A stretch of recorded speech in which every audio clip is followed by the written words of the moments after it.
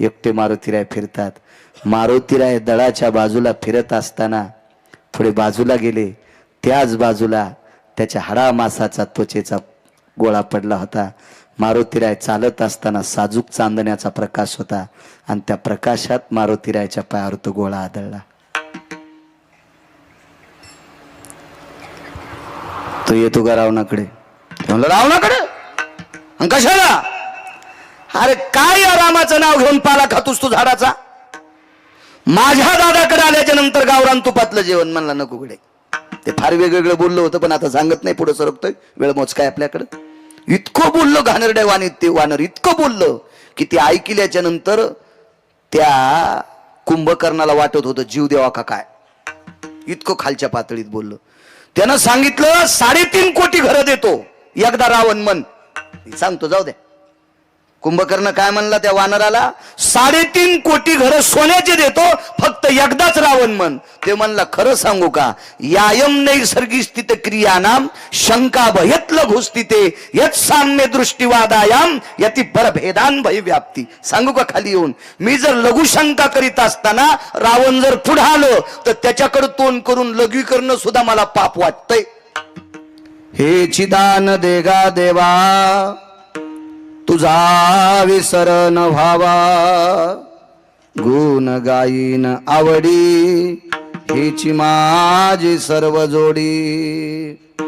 प्रस्तुत प्राप्त प्रसंग निवडलेला अभंग विश्वमान्य विश्वभूषण विश्वाधिकार विश्वप्रिय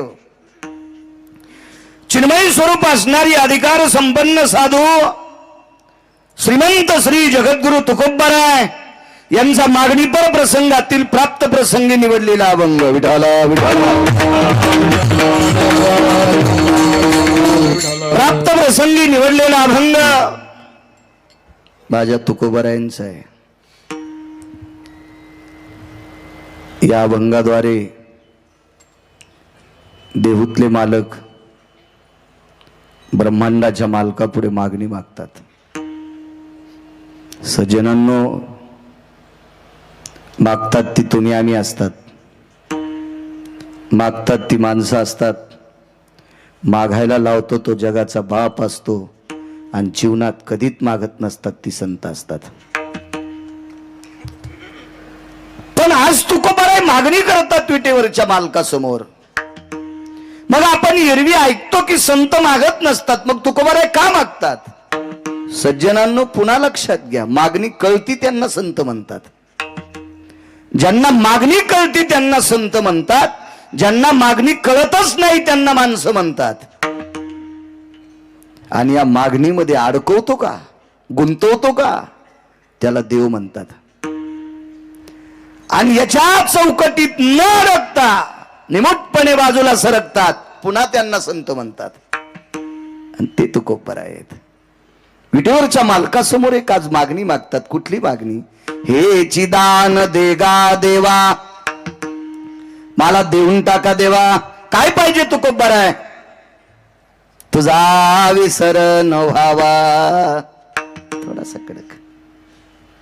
मालक, मला तुमचा विसर नाही पडला पाहिजे, रात्रंदिवस तुम्ही माझ्या अंतकरणात असले पाहिजे, हे देऊन टाका. घेऊन टाका, काय हरकत नाही.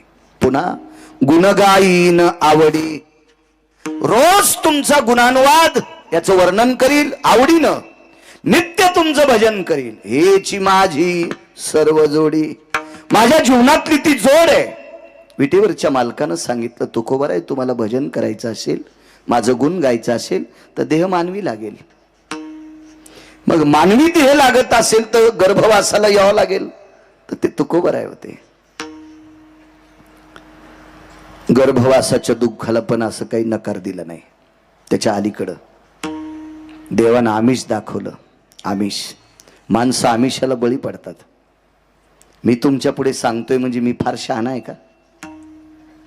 मी सुद्धा तुमच्यातलाच एक आहे. पंत संत वाङ्मयाचा अभ्यास तुमच्या पुढे मांडतोय. मी सुद्धा तुमच्यातलाच एक आहे. माणसं आमिषाला बळी पडतात. जे आमिषाला बळी पडत नाहीत ती संत असतात. देवानं तुकोबरायला मोक्षाचं आमिष दाखिलं, धनाचं आमिष दाखिलं. तुकोबराय म्हणले नकोय, न लगे मुक्ती आणि संपदा. मला मोक्ष नकोय देवा, मला संपत्ती नकोय, संत संग दे सदा. मला संतांची संगती पाहिजे. मग संतांची संगती पाहिजे, भजन करायचे, रात्रंदिवस माझं गुण गाणार. देव मानवी पाहिजे. मग गर्भवास, तू का म्हणे गर्भवासी, सुखे घालावे आमाशी. देवा गर्भवासाचं दुःख किती असू द्या,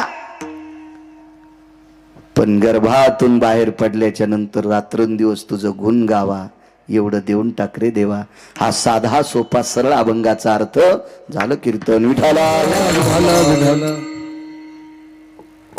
हे चिदान देगा देवा, तुझा विसर न व्हावा.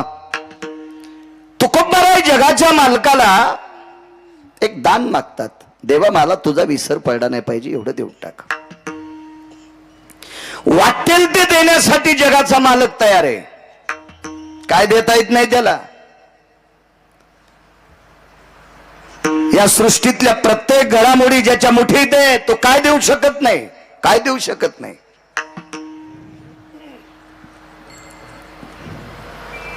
एखाद्या माणसाकडे जरा वैभव आलं तर तो सुद्धा देण्याच्या गप्पा करतो.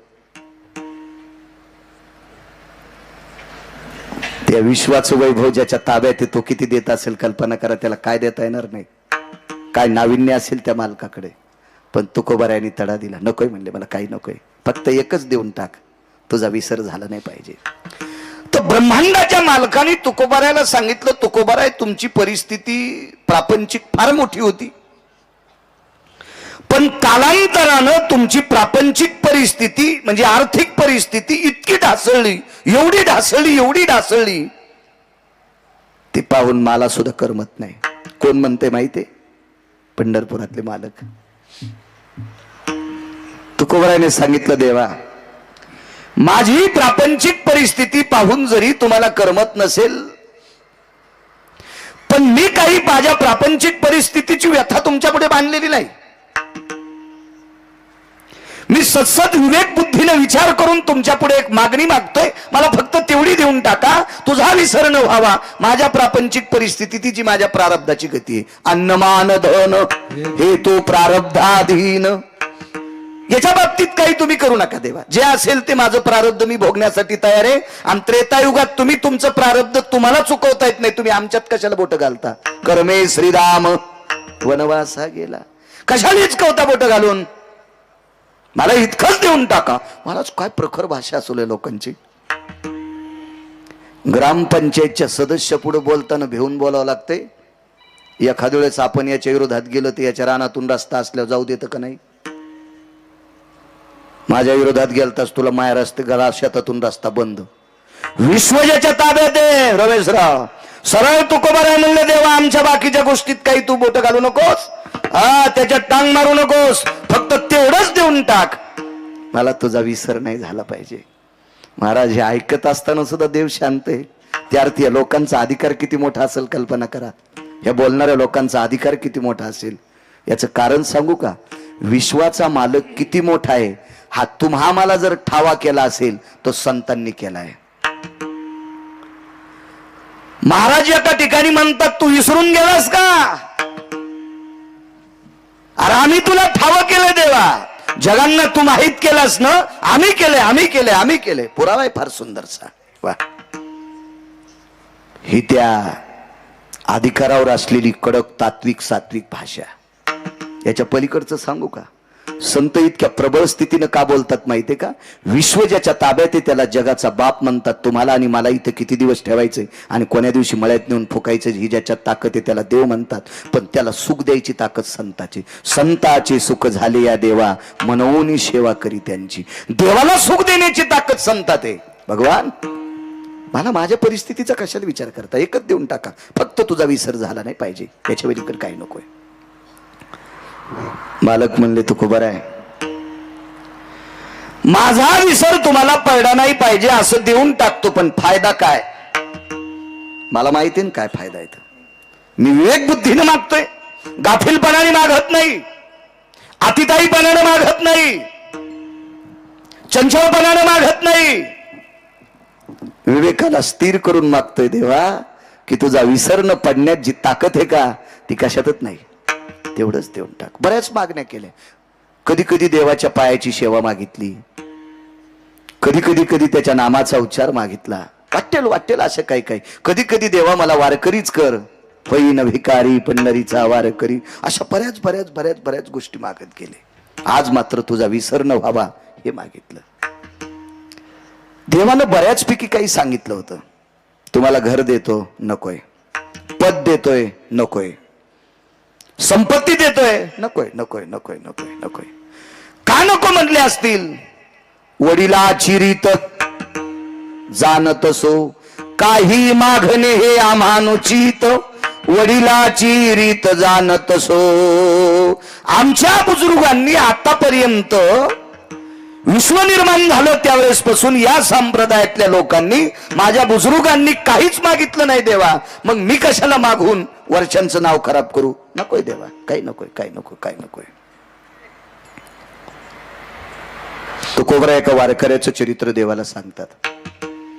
का मागितलं नाही तुकोबरायने? वडिलाची रीत जाणत असो. अंगद नावाची व्यक्ती त्रेतायुगात होऊन गेली. फार चतुर, सात्विक, सदाचारी, पुण्यशील, कर्तव्य दक्ष नावाची एक व्यक्ती होती अंगद. अंगद तसा योनीनं पशु योनीत होता, वानरांच्या योनीत होता.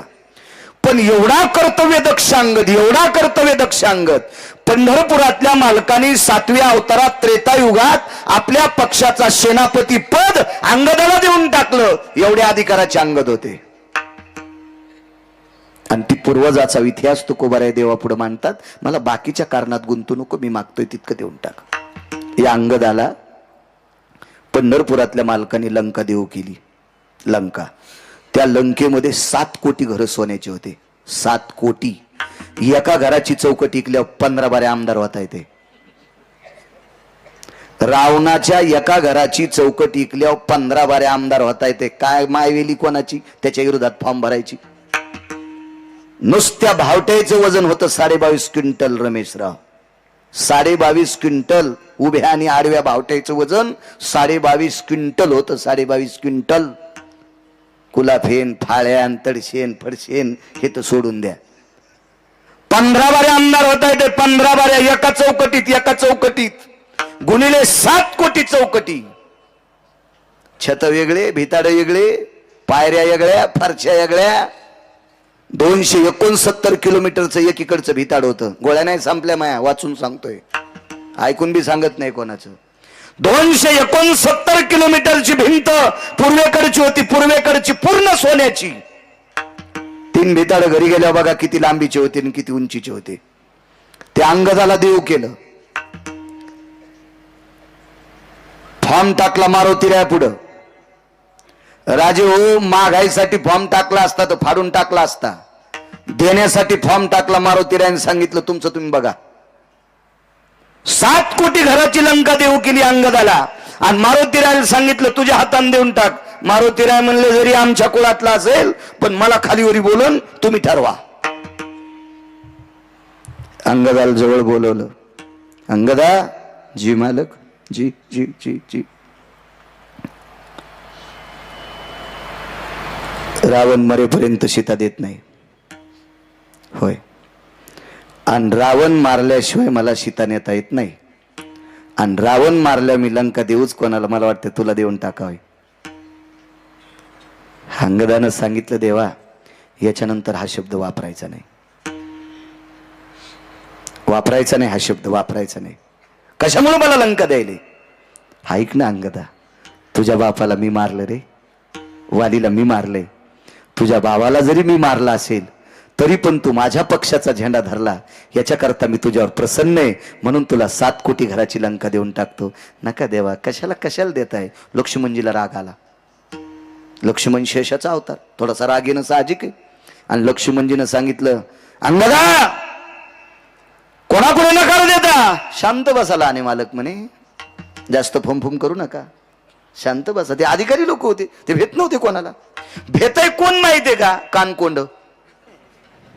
जे ताटाखालचं मांजर असतंय का ते कोणाच्याही दारात शेपूट आली. ते कोणा हे कानकोंडीच नव्हते लोक. याच्याकरता भ्यायची काही गरजच नव्हती ना. लक्ष्मणजीला म्हणलेलं आणि मालक शांत बसा. लक्ष्मणानं सांगितलं अंगदा तुला कळते का कोण आहे? जगाचा बाप आहे. मग लंका भेटते का कोणाला? पण ती तुमच्यासाठी दुर्मिळ असेल, आमच्यासाठी सुलभ आहे. लक्ष्मणजीला माहीतच नव्हते पोरग किती अधिकारी बापाचे. तर अंगदानं सांगितलं, लहाने मालक मोठे मालक ऐका, लंका ज्याची आहे त्याला रावण म्हणतात, आणि त्या रावणाला बगलात घेऊन माझ्या बाबानं 4 समुद्राच्या आंघोळी केल्या. माझे बाबा किती ताकदवान असतील याचा विचार करा. रावणापेक्षा 28 पटीने शक्तिशाली वाली होता. जर माझ्या बाबाच्या मनात रावणाच्या संपत्तीविषयी पाप असतं तर बगलात रावण दाबला असता, टमाट फुटल्यासारखा रावण फुटला असता. लंका कोणाला राहिली असती? लक्ष्मणजी म्हणले वालीला. मग वाली गेल्यावर लंका कोणाला? अंगदाला. मग ज्या बापाने दुसऱ्याच्या संपत्तीवर डोळा ठेवला नाही, ज्या वालीने दुसऱ्याच्या संपत्तीवर डोळा ठेवला नाही, त्या निष्ठावंत वालीचा पुत्र मी अंगदे. मलाही सुद्धा लंकेवर डोळा ठेवून मालकाचं भजन करायचं नाही, निष्काम सेवा करायची. नकोय नकोय म्हणून हे अष्टादश संतांपैकी मालक म्हणतात, वडिलाची रीत जाणत ह्या मागच्या लोकांनी आतापर्यंत काही मागितलं नाही भगवान या आर्थिक व्यवस्थे बाबतीत. मग मला कशाला बुडवता? मला फक्त एक देऊन टाका, तुझा विसर न व्हावा. मग काय माझा विसर न पडण्यात तो कोबार आहे? तुम्हाला काय साध्य होणार आहे? ऐका देवा, द्वापार युगामध्ये पांडवांचं कौरवाचं वैर झालं. अत्यंत विकोपाचं वैर होतं, ते टोकाचं वैर होतं. आणि या वैराकार दुर्बुद्धीला खत पाणी घालणारा एक त्या काळातला विवेक भ्रष्ट, मतिभ्रष्ट, नीतिभ्रष्ट, आचरण भ्रष्ट, शील भ्रष्ट, 23 प्रकार आहे त्याच्यातले, बस झाली एवढेच. असा एक व्यक्ती होता. तो त्याचं नाव होतं शकुनी, गांधार देशाचा राजा. आणि या शकुनी नावाच्या व्यक्तीनं 2 भावाच्या मधात विष कालवलं. एके दिवशी शकुनीनं सांगितलं, बाचेबुवा पांडवायला एक नवीन घर करा, लाक्षाग्रह राहिला.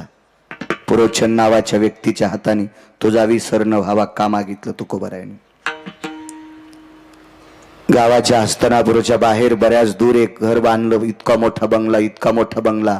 त्याच्यात राळ, रांजा, कापूर, वेळूच्या चिवट्या असे ज्वलनशील पदार्थ टाकले आणि सुंदरसं घर तयार केलं. घराला रंगरंगोटी केली. घडीवर बघावा असं घर होतं. इंद्राच्या वैभवाला लाजविल इतकं सुंदरसं लाक्षाग्रह होतं. पण ते घर म्हणजे मृत्यूचा सापळा होता. त्याला अग्नी लागल्याबरोबर 11 सेकंदात घर जळणार होतं. एवढी मोठी त्याच्यात प्रभावशाली ज्वलनशील क्षमता होती.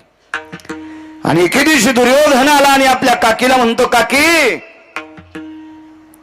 तवीर आता त्या घराची पडझड झालेली आहे. बाबा राजे आहेत माझे, मी राजपुत्र आहे, राजकुमार आहे. या नात्यानं माझ्या काकीला आणि माझ्या भावाला चांगल्या प्रतीचं घर भेटावं याच्याकरता तुमच्यासाठी त्या घराचं नियोजन केलंय. पण कुंती अधिकारी स्त्री होती. कुंतीनं होकार दिला पण राहण्यासाठी जात नव्हती. कुंतीनं सांगितलं, सुयोधन राजकुमार जाते एके दिवशी. मुहूर्ताचा दिवस निश्चित केला आणि त्याच्या आधी 4 दिवसानं विदुर काकाच्या घरी प्रवेश केला. आपल्या भाऊजाई आल्याबरोबर विदुर काकांनी आवाज दिला, वहिनी साहेब आपण या या, वहिनी साहेब या. बसायला बोऱ्या टाकला. विदुराच्या धर्मपत्नीनं पाणी दिलं आपल्या जावेला. विदुरानं विचारलं, वहिनी साहेब हाळशाच्या घरी गंगा यावी असं आमच्याकडे तुम्ही आलात, काय काम आहे? काका, राजकुमारांनी आम्हाला गावाच्या बाहेरचा वाडा राहण्यासाठी दिलाय. त्या घरात परवाला मुहूर्त काढला आणि त्या घरात राहण्यासाठी जायचंय. काकांनी सांगितलं, होकार दिला वहिनी साहेब? जी. जा आता. होकार दिलाय त्या अर्थी जावा लागन वहिनी साहेब. पण लक्षात ठेवा, ज्या दिवशी राहण्यासाठी जाताल त्या दिवशी 2 मिनिटं माझ्याकडे येऊन जा. निश्चय केला. राहण्याचा दिवस ठरला आणि त्या दिवशी आपली 5 वासरं घेऊन एक आई आपली लेकरं घेऊन त्या घरात राहण्यासाठी जात असताना चौकात उभे केली लेकरं. धर्माला सांगितलं, बाळा सांभाळा आपल्या 4 भावांना, मी 2 मिनिटात काकाकडे जाऊन येतोय. काका झोपड्यात राहत होते पर्णकुटीत. हो, धृतराष्ट्र मृत्यू पावल्याच्या नंतर 1250 वाड्याचा मालक, 1250 वाड्याचा मालक, हो 1250 वाड्याचा मालक. पण झोपड्यात राहत होता 12 वर्षाच्या झोपड्यात. विरक्तातला आरूढ व्यक्ती, राजकारणातला 2 नंबरचा डॉन होते विदुर काका.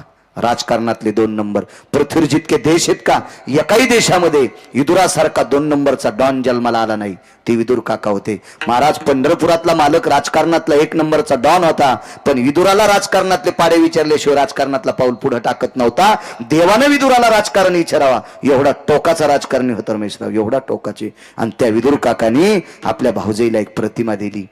वहिनी साहेब, ह्या प्रतिमेचा विसर पडू देऊ नका, तुम्हाला चिंता नाही. पदरात ती प्रतिमा बांधली आणि लाक्षागृहात राहायला गेले. कोनाड्यात वस्त्र टाकलं, त्या वस्त्रावरती प्रतिमा अधिष्ठित केली आणि आपल्या बाकीच्या नित्य व्यवहाराला सुरुवात झाली. एका व्यक्तीनं प्रश्न केलता, घराला अग्नी लागल्यावर 11 सेकंदात जर घर जळत असेल तर मग कोणती स्वयंपाक कुठं करत असेल? प्रश्न गोड आहे, गोड प्रश्न आहे. महाराजाच्या नाकात वारं नाही घुसायला पाहिजे असं काही विचारल्यावर. घराला अग्नी लागल्यावर जर 11 सेकंदात घर पेटत असेल संतोष बुवा, तर मग स्वयंपाक कुठं करत होते? तर त्या घराला तळमजला होता. म्हणून राहत्या घराला वास्तुशास्त्रानुसार तळमजला निषेध असतो, असं वास्तुशास्त्र सांगते, गिरगावकर सांगत नाही. आणि वास्तुशास्त्र काय गिरगावकराच्या घरातल्या लोकांनी लिहिलेलं नाही. तुम्हाला जरी पटत नसेल तर ज्यानं लिहिलंय त्याची सोय पहा. विठाला विठाला विठाला.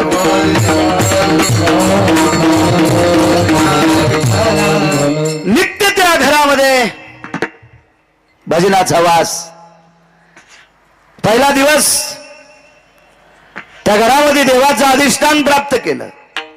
स्वयंपाक आटपला, देवाला नैवेद्य ठेवला, आपल्या वासरांना जेव घातलं, स्वतः जेवण केलं.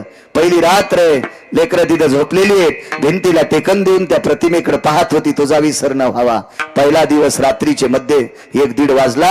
त्यावेळेला खिडकीतून पुरोचन नावाचा व्यक्ती पाहत होता, बाई जागी आहे. पहिला दिवस त्याचा मातीत गेला. दुसऱ्या दिवशी कुंती जागते, तिसऱ्या दिवशी कुंती जागते, चौथ्या दिवशी कुंती जागते, 5व्या दिवशी कुंती जागते. दुर्योधनानं पुरोचन नावाच्या व्यक्तीला सांगितलं, बेट्या आज सकाळी आमची चुलती, आज संध्याकाळी आमची चुलती आणि माझे 5 भाऊ जर वारात जळून जर नाही मारलेस तर तुझा संसार जाळून टाकील. त्यानं सांगितलं, मालक मी रोज रात्री मध्यरात्री मशाल घेऊन वाडा पेटवायला जातो, पण बाई झोपतच नाही.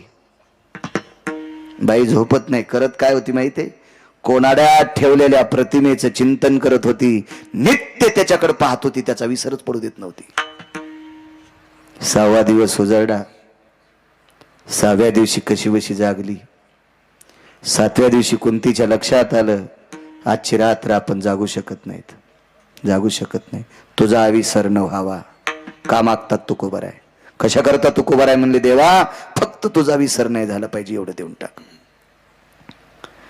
7व्या दिवशी सकाळी उठल्या, झोपायचा प्रश्नच नाही. उठली, लेकरं स्नानं आटपली, नित्यकर्म आटपला, देवतार्चन सर्व आटपलं, स्वयंपाकाला लागल्या. कुंतीला 9 दाशा दिलत्या. 9 दाशा होत्या कुंतीच्या ताब्यात. 9. दुःख काय वाटलं, तुळशीला पाणी घालीत असताना कुंतीच्या लक्षात आलं, माझ्या 5 लेकराला आणि मला दुर्योधन जाळतोय, पण आमच्यामुळे ह्या 9 जणी मरू शकतात. 9 जणी मरू शकतात. कुंतीनं काय सांगितलं, आज देवाला नैवेद्य करायचा आहे, मी स्वतः स्वयंपाक करणार, आज तुम्हाला सुट्टी, आज तुम्ही सुट्टी, जा तुम्ही तुमच्या घरी, निघून जा. आणि त्या 9 जणीला काढून दिलं. महाराज कर्मनो गहनो गती 5 लेकरं घेऊन एक भिल्ल स्त्री कुंतीच्या वसरीत मुक्कामाला थांबली. 5 अपत्य, तिला सुद्धा 5 लेकरं होती. एक भिल्लाची स्त्री होती, सात्विक सदाचारी स्त्री होती, पुण्यशील स्त्री होती. आपल्या 5 लेकराला घेऊन आसरा करता गावाच्या बाहेर बांधलेल्या लाक्षागृहाच्या पडवीमध्ये ती मुक्कामाला आहे, हे कुंती आई साहेबांना माहित नाही. त्या पडवीत ती आपली 5 लेकरं घेऊन झोपलेली आहे. 9 दाशा मरू नये याच्या करता कुंतीनं परत केल्या. पुराण वाचीचा लक्षात येईल, तुमच्या घरी परत केल्या. पण कुंतीला माहित असतं, ही बाई आपली 5 लेकरं घेऊन थांबली, तर कुंतीनं पण सांगितलं असतं, बाई इथं मुक्कामाला थांबू नको. राग आला तरी हरकत नाही, पण याच्याकरता बोलली असती, आमच्यामुळे ही जळू शकते. पण नियतीला जे मान्य आहे त्या गोष्टी होत असतात सज्जनांनो. दुर्योधनाच्या लक्षात आलं पाहिजे होतं की 5 माणसांचे आणि एका बाईच्या अस्थी सापडल्यात, त्या ती कुंती आणि पांडव संपलेत त्याला. मग हे 5 लेकरं आणि ही भिल्ल स्त्री कोण असावा, त्याच्यासाठी एका पुराणातला दिलासा घ्या, ते राहू देतो मी. हे ऐकल्याच्या नंतर रिॲक्शन होईल, कारण सगळ्या गोळ्या एकखट्या घेत नसतात. विठाला विठाला विठाला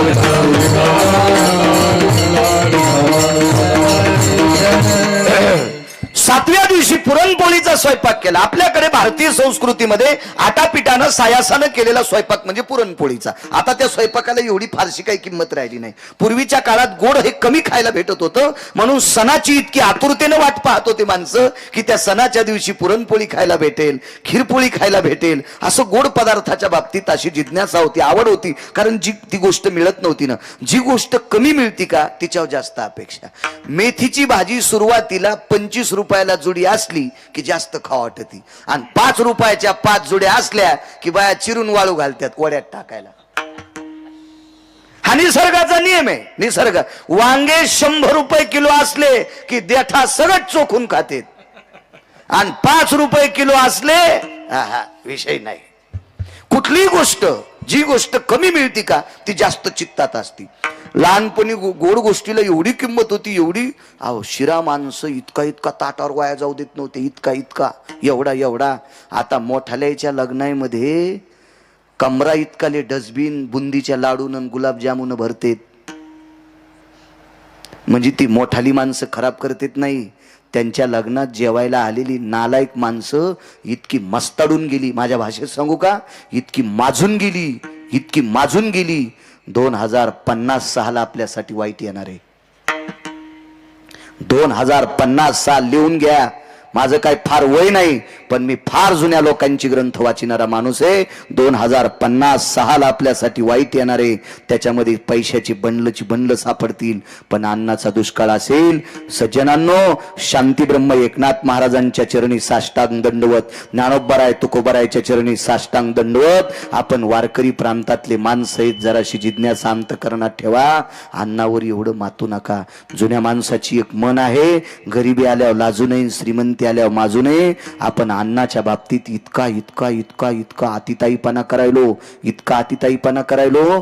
म्हणून या अतिताईपणाचा राग जर पंढरपुरातल्या मालकाला आला तर 2056 आपल्यासाठी बेकार येईल. हे येऊ नये सज्जनांनो. म्हणून बुटा चपला सगळं पाया पडतो. अन्नाच्या बाबतीत अंतःकरणात पाप येऊ देऊ नका. आपल्याला लागेल तेवढंच पात्रावर घ्या, आपल्याला लागेल तेवढंच पात्रावर घ्या, जेणेकरून या पापाचे प्रसाद उद्या आपल्या चिल्या पाल्याला फेडण्यासाठी येऊ नये. याच्याकरता जुन्या लोकांनी सुद्धा हे अंतःकरणात ठेवा. विठाला विठाला विठाला. पुरणपोळीचा स्वयंपाक केला, देवाला नैवेद्य ठेवला. देवाला नैवेद्य ठेवत असताना त्याच्या डोळ्यात डोळे घालून बघितले नाही, कारण पोळ्या त्याला केल्याच नव्हत्या. कोणाला केल्या त्या लक्षात घ्या. 5 लेकरं जेवायला बसली, 5 लेकरं जेवायला बसली. गोड बेस कमी करा दादा. तुपाच्या वाट्या भरून ठेवल्या तिघायला. धर्म, भीम आणि अर्जुन, इको पण कमी. आणि दोघांना पुरणपोळ्या तुपात चुरून दिल्या, चुरून चुरून चुरून दिल्या. कोणाला माहिती? नकुल आणि सहदेवाला. कारण हे 3 कुंतीचे होते आणि 2 माद्रीचे होते. माद्री जात राहिली होती. कुंतीच्या लक्षात आलं, नियतीने आपल्याला मदत करावा, नियतीनं म्हणावा, पोटच्या लेकरापेक्षा सवतीच्या लेकरावर जास्त प्रेम करती असं नियतीनं म्हणावं, लोकांनी नाही म्हणावं. इतकी जिज्ञासा कुंतीच्या अंतःकरणात होती. 5 मुलांना गावरान तुपाचं भोजन दिलंय, पुरणपोळीचं. नकुलानं विचारलं, आई हाच काही सण आहे? हाच काही पर्व काळ आहे? भगवंताचा जन्मदिवस आहे? एखाद्या संतांचा जन्मदिवस आहे? नाही बाळा. मग का पुरणपोळ्या केल्यास ग? बाळा, आपल्या घरात मांडलेल्या कोनाड्यामध्ये एक प्रतिमा आहे, ती जगदानंद कंद जगतपती द्वारकाधीश कृष्ण परमात्म्याची प्रतिमा आहे. त्याला नैवेद्य केलाय. नैवेद्य त्याला केलाच नव्हता. सांगू तुम्हाला, संध्याकाळी पांडव झोपल्याच्या नंतर रात्रीचे 12 वाजले. आता मात्र डोळे झाकायला सुरुवात झाली, कारण 6 रात्र जागली होती. मुठीसारखे डोळे झाले, पापण्या मागं सरकलेल्या होत्या, डोळ्याच्या खोबणीतून बुबळ बाहेर आलेली होती. आणि कुंतीनं देवाला सांगितलं, देवा अरे लेकरांना काय सांगू, याच्याकरता तुला नैवेद्य केलाय असं सांगितलंय, माफ कर रे देवा, तुला नैवेद्य केला नाही, लेकरांना केलता का? कारण आजची रात्र काळाची आहे, आणि या रात्रीतून जर नाही वाचले देवा, तर या लेकरांना गोड खाऊ घालण्याची संधी याच्यानंतर पुन्हा कधी येणार नाही. या हाताने चिमुकल्या बाळांना आपल्या हाताने गोड पदार्थ खाऊ घालावा, याच्याकरता पुरणपोळीचा स्वयंपाक केला रे देवा, पण नाव तुझं दाखविलंय, माफ कर. रात्रीचा 1 वाजलेला आहे. पुरोचन नावाचा व्यक्ती खिडकीपासून मशाल घेऊन गेला. कोणती आई साहेब जागा येतात. आईसाहेबाच्या लक्षात आलं, अर्ध्या पाऊण तासात 1 सव्वा दीड तासामध्ये आता आपल्याला झोप लागणार, आणि पुरोचन नावाचा व्यक्ती महालाला अग्नी लावणार. रात्रीच्या 1 वाजता उठली, कोणाड्यात ठेवलेल्या प्रतिमेपाशी गेली. देवा आतापर्यंत तुला अंतकरणात ठेवलंय, तुझा विसर पडू दिला नाही, आता शक्य नाही रे देवा, आता शक्य नाही. देवा मला नेलंच तर ने रे, त्याबद्दल दुमत नाही, माझी वासर वाचव रे देवा, या वंशाचे दीपक आहेत रे, माझ्या वासरांना वाचव रे देवा, वाचव माझ्या वासरांना. देवापाशी आपली व्यथा सांगितली. लेकरांच्या उशाला भिंतीला टेकन देऊन बसली. मनात काय आलं देव जाणे. 5 पैकी दोघांची चेहरे उघडली. धर्म भीम अर्जुनाचे चेहरे झाकलेली आहेत. नकुलाचा आणि सहदेवाचा चेहरा उघडा केला, आणि पुन्हा एकदा त्या प्रतिमेपाशी आली. देवा मला आणि 5 लेकराला वाचवायला जर तुला जड जात असेल ना, मला आणि माझ्या 5 लेकराला वाचवायला तुला जड जात असेल ना देवा, तर याच्यातून सूट देते, मला मार. धर्म भीम अर्जुन मार, पाय धरते रे तुझे देवा, तुझ्या पायावर विनंती करते रे. नकुलाला आणि सहदेवाला मात्र मारू नकोस, दोघायला वाचव. साष्टांग प्रणिपात केला आणि भिंतीला टेकन देऊन बसली. शेवटचा प्रणाम केला. देवा आता जागू शकत नाही, आतापर्यंत तुला स्मरणात ठेवलंय, विदुर काकांनी सांगितल्यानुसार तुझा विसर पडू दिला नाही, आता टाकणं शक्य नाही. डोळा लागला, कुंती आई साहेबाचा डोळा लागला. प्रतिमा पाहणं बंद झालं, आणि पुरोचन काही अंतरावर मशाल घेऊन येत होता. हे द्वारकेतल्या मालकाच्या लक्षात आलं, आता काही वेळाला जर पुरोचन पोचला आणि कुंती झोपलेली अशी जर कळालं, तर लाक्षागृहाला आग लावणार, आणि काही सेकंदात पांडव आणि कुंती जाणार. रात्रीच्या 1:30 पावणे 2 वाजता जागे झाले. जगाची मालकीन रुक्मिणी आई साहेब उठून बसल्या पायथ्याला. काय प्रभू? काही नाही. भालदार झोपदार जी, सुदर्शन घेऊन या. रात्रीच्या समयाला देवघरात सुदर्शन असायचं.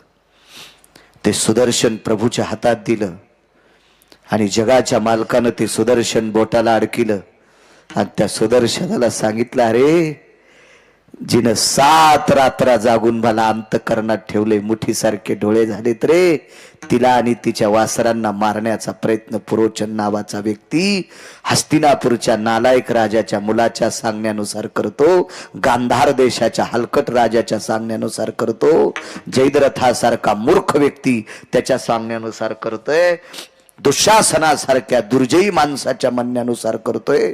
पण लक्षात ठेव रे सुदर्शना, वाचो. चक्रा मार के धरनी फोडी, लाखा जोर में पांडव बैठे, गुप्ता आग लगाई, बिगरी किने बजाई, नाथ मोरे बिगरी किने बजाई. ते सुदर्शन सोडलं, ज्या ठिकाणी कुंती आणि पांडव आहेत त्या ठिकाणी भुयार पडलं. नर्मदेच्या तीरावर पांडव आणि कुंती घेऊन गेले आणि लाक्षाग्रह जळालं. सकाळी दुर्योधनाच्या लक्षात आलं आपली काकी आणि आपले 5 भाऊ वारले, पण आस्ती कुठे येता? एका बाईच्या बांगड्या सापडल्या भाऊ, त्या भिल्ल स्त्रीच्या बांगड्या होत्या आणि 5 अपत्यांच्या अस्थी सापडल्या. लक्षात घेतल्या बांगड्या कुंतीच्या असावा आणि या 5 मुलांच्या अस्थी सापडल्या या पांडवांच्या असावा. बुजदिल दुर्योधनानं, नालायक दुर्योधनानं, निर्बुद्ध विचाराच्या दुर्योधनानं आपली चुलती आणि आपण भाऊ मृत्यू पावल्याच्या नंतर दिवाळी साजरी केली. या भारत देशातल्या 14 नालायकापैकी एक दुर्योधन नालायक होता. रक्ताच्या नात्यातली संपल्याच्या नंतर दिवाळी साजरी करतो इतका नालायक दुर्योधन होता. पण महाराज ती पांडव नव्हते, एका साध्या स्त्रीचे लेकर होते, एका गरीब स्त्रीच्या अस्थी होत्या, तिच्या बांगड्या होत्या, तिच्या बांगड्या होत्या. चला तिकडे पोचले. या मुद्द्यावर अभंगावर माझे तुकोबाराय म्हणतात, देवा अरे ज्याला संध्याकाळचा ठिकाणा नाही तो रातच्या झोप मोडून उठत नाही. रातच्या झोप मोडून मला फीस कमी करायची होती, शिकायला होतं. मी 7वी पर्यंतच शिकलो. आताची माई परिस्थिती इचकू नका, मी मागची सांगायलो, मी मागची सांगतोय, मागची. तर एका त्या फॉर्मवर सरपंचाचा शिक्का आणि सही लागते ते फीस माफ करण्यासाठी. त्याला कोणता फॉर्म म्हणते सांगता येईल का?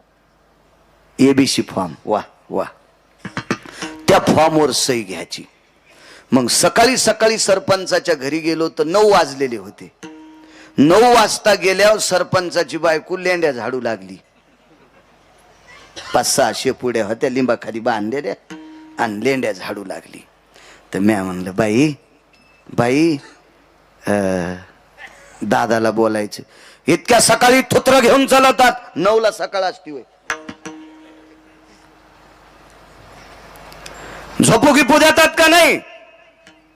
काय गुत्त घेतलं गाव ते ना? आणि हिच्या नवऱ्याला एकच बूट, रात्री एक हार पिलता, दारापुढे एकच दिसू लागला. तर त्याची बायको इतकी आयटीत आलेली. 11 वाजता ये. तर 11 वाजता गेलो तर ते घरी नाही, ते घरी नाही, ते घरी नाही. संध्याकाळी गेलो, संध्याकाळी तर ते त्याचा दरुजा पुढून होतं, मागून भीतीला टकरा घेऊ लागला. ए उघडणं दरुजा, उघडणं दरुजा, मागून भीतडाला. हो. तर ते काय शिका हाणणारे त्या टायमाला एबीसी फॉर्मवर. माझ्या लक्षात आलं आपला फॉर्म बी चुरगाळून टाकीन, याला सकाळी भेटू. पुन्हा दुसऱ्या दिवशी सकाळी गेलो, दुसऱ्या दिवशी सकाळी तर त्याच्या बायकोने इतकं धुन केलं, इतकं धुन केलं. तिनं धुन केल्या. मी म्हणलं आपल्याला शिकायचंच नाही, इमानदारीनं शिकलोच नाही, शिकलोच नाही. इतका बिना आकली तिचा नवरा. तर त्या बाईनं मला इतकं धुन केलं, नकोच म्हणलं देवा आपल्याला 7वीच्या पुढे शिकायचंच नाही. ही इतकी धुन कायली तर पुढे शिकल्यावर कोणी धुन केल्यावर करावंच काय? माझे तुकोबाराय म्हणतात, देवा गिरगावच्या बाळ्याला लेंड्या झाडणार बाईनं इतकं धुन केले, बुट हरपून येणाऱ्या नवऱ्याला ती उठीत नव्हती. हे सगळे कोण्या दिवशी बटन दाबून मारायचे ते तुमच्या हातात हे देवा. आणि तू रात्री 1:30 वाजता उठून पांडवांना वाचिलस, काय गरज होती देवा तुला? तर विटेवरच्या मालकाच्या डोळ्यातून पाणी आलं आणि तुकोबारायच्या हृदयाला मिठी मारली आणि मानावर मान टाकली. तुकोबाराय 7 रात्र जागून माझा विसर पडू दिला नाही. आणि ती पांडवांनी कुंती जळाली असती तर मला करुणेचा सागर नाव हे पुसून टाकलं असतं, पुसून टाकलं असतं. दयेचा सागर, करुणेचा सागर हे नाव डांबरानं पुसून टाकलं असतं. मग ऐका देवा, तुमचा विसर न पडल्यामुळे जळत्या लाक्षागृहातून पांडवांनी कुंती वाचवता, ही तुमचा विसर न पडण्यात ताकद आहे. मग मला तरी दुसरं देताच कशाला, म्हणून पहिलं कडवं. वा देवा, याच्या करता तुमचा विसर पडला नाही पाहिजे, एवढं देऊन टाका. देऊन टाकलं. गंधमादन नावाचं एक वानर आहे. हे गंधमादन नावाचं वानर भगवान प्रभू रामचंद्राच्या पक्षामध्ये झेंडा घ्यायचं काम करत होतं. धर्माची पताका, झेंडा त्याच्या हातात होता. त्याचं नाव होतं गंधमादन नावाचं वानर. 18 पद्म वानर 72 कोटी रिसन 56 कोटी गोलांगोळ. तुकोबाराय का म्हणतात, हे का मागण्या मागतात, याचा पुरावा तुमच्या पुढे मांडतोय. तुम्हाला मान्य असेल घ्या, नसेल मान्य तुम्ही तुमचं ठरवा. कारण पुराणाला संप्रदायानं शिक्कामोर्तब केले. पाहावे पुराणी विचारून. माझे तुकोबाराय म्हणतात पुराणीचा रस गोड आहे. पुराण सांगते ते आपल्या संप्रदायाला मानावं लागते. त्या संप्रदायाच्या नावानं 2 टायमानं भाकरी खातोय, त्या संप्रदायाच्या विरोधात मला कसं बोलता येईल. तुम्ही मान्य करा न करा, तुम्ही व्यक्ती स्वतंत्र आहात. तुम्ही ठरवा तुम्हाला काय करायचं. या सर्व वानरांच्या पुढे झेंडा घ्यायचं काम. एके दिवशी प्रभूंनी सांगितलं, तिसरा दिवस युद्धाचा सुरू आहे. सकाळी दर्शन घेतलं, ते इतकं तापड होतो, इतकं तापड होतो, इतकं तापड होतो, इतकं तापड की बघताच सोय नाही.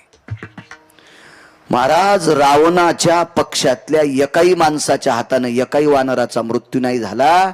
आणि मग रावणाला गुप्तचरांनी सांगितलं, मालक आपलं एवढं सैन्य असून रामचंद्राच्या पक्षातला झेंडा धरणार वानर मरत नाही, काय आपल्याला ताकद आहे. रावणानं धारेव धरलं. संध्याकाळी मीटिंग घेतली. रमेशराव, बेटा कोणी नाही गेलं तरी हरकत नाही, पण आज गंधमादन वाजता कामा नाही. इतका बाणाचा वर्षाव झाला, इतकाचा बाण आला की उडी हाणीत होत. पण कर्म न गती. एक बाण लागला, एक बाण लागला आणि त्या बाणानं झेंड्याची काठीच उडून गेली. पण किती उडून गेली सांगू. ही उंच काठी जिथरोक झेंडा होता का तिथून उडून गेली आणि खालच्या हातातच राहिली. पण ती काठी घेऊनच नाचत होतं, माहीतच नाही झेंडा उडून गेलाय. इतकं प्रेम. धर्मावर पकड किती असते काही काही लोकांची बघा. काही काही धर्मासाठी माईकवर बोंबलत येत. अशी काही पकड नसते त्यांची, असं काय नसते. माईकवर मात्र धर्मासाठी इतके बोलणार, इतके बोलणार. वा वा वा. छत्रपती शिवाजी राजेंची जयंती आल्या, बापा बिल्लेन तेन काय वा वा वा वा, सारं भगवच वादळ. हो. आणि जयंती झाली की 2-4 दिवसाला पोळी उकरी तू घोरपडी पाहला. बसायची जागा हाणायला पाहिजे निबर काठीनं. नालाय का तू, लायकी आहे का रे. नुसता हावभाव करतो नुसता. हे इतकं आपल्याकडे काही गोष्टी आल्या ना, बापरे बापरे असं वाटतंय की पाहाचंच काम नाही. आमची इथे एक महाराज आले आणि त्या महाराजाला आंघोळ घालू लागले. मग त्या महाराजांना आंघोळ घालीत असताना काय झालं, हा बाबा बाबा इतकी गर्दी, इतकी गर्दी, इतकी गर्दी, इतकी गर्दी की बघायचंच काम नाही. कोणाला वाटतं की जाऊन तांबर पाणी महाराजांच्या अंगावर टाकावं. इतकी गर्दी, इतकी गर्दी. एका बाईला जातात नाही आलं, ती मधात नाही गेली, मोरीतून पाणी आल्यावर पेली. ते म्हणले नका का आंघोळ घालणं होईन, पण महाराजाच्या अंगावरचं पाणी मोरीतून आलंय ना, ते तीर्थ म्हणून पेली. तर मी तिची चप्पल चोरली. म्हणजे ह्या महाराजावर इथे श्रद्धा किती आहे. आपण हिच्या चपलाच्या पाया पडू. मी फेटा ठोच्या पिशवीत तिची चप्पल ठेवली. जाऊ द्या म्हणलं, एखादीशी भेटले आपल्याला पायापडणीचे पैसे द्यायला विला दुप्पट देऊ. पण ही महाराजाच्या अंगाचं मोरीतून आलेलं तीर्थ पेती, त्या अर्थी हिचा भाव किती गोडे. आपण हिची चपलाची पूजा करू. आणि त्याच महाराजाच्या कीर्तनात ती पहिल्याच अभंगाला झोपी गेली. मग माझ्या लक्षात आलं, बाळ्या ही चप्पल तिला देऊन टाक आणि ती पिशवी पण जाळून टाक. कारण तू हिची चप्पल ज्या पिशवीला लागली त्या पिशवीला पटका लागल्यावर तू कीर्तनात झोपशील. म्हणजे काही कायचा भाव इतका नदीला उतू जातो आणि त्यांच्या अंतकरणात कवडी इतका नसतो. इतका येडपट भाव असतो काही कायचा. काय वानराचा भाव होता त्या. काठी घेऊन उड्या आणत होतं ढकल्यांना ते काठी घेऊन, पण मागून खडा हाणला. गंधमादन यतो ध्वजापय धर्मदंडे शुभय स्थिता. नसता धर्मदंड आहे, ध्वज कुठे आहे. अरे बापरे, काय करा महाराज. भेद आहे पुराणामध्ये. लक्ष्मणजीला आणि प्रभू रामचंद्राला वल्कल्ले होते, त्या अर्थी वस्त्र नव्हते. असा भेद सांगितला वैकुंठवासी माधव महाराज मगर सुरजखेडकर यांनी. पण सुग्रीव नावाच्या व्यक्तीच्या कमरेला शेला होता बांधलेला. ताळ दिवशी उडी टाकली आणि पांढरा सुग्रीवाच्या कमरेचा शेला काढून घेतला. ते उपरनं बांधलेलं. आणि जी काठी होती का हातातली काठी ती एका बाजूला टोचली अंगात, भळा भळा भळा रक्त आलं आणि त्या रक्तात ते उपरनं भिजवलं आणि त्या काठीला बांधलं आणि प्रभूला सांगितलं, प्रभू ध्वज. स्वतःच्या रक्ताची ध्वज केली. हो काय गंधमादन असेल ते. तुकोबारा का मागतात पुढचं याच्याकरता सांगतोय. काय सत्कार, काय आदरातिथ्य. आणि हेच लक्षात आलं, एकदा खाल्ल्यावर 6 महिने उठत नव्हता त्याच्या. काय नाव होतं त्याचं? कुंभकर्ण. कुंभकर्ण. त्यानं पैजेचा विडा उचलला, उद्या गंधमादन ठुणारच नाही. त्यानं काही शस्त्र नेलेत नाही. गंधमादन ज्या कोपऱ्यात उभा होता त्या कोपऱ्यातले वानर अशी ओरडे.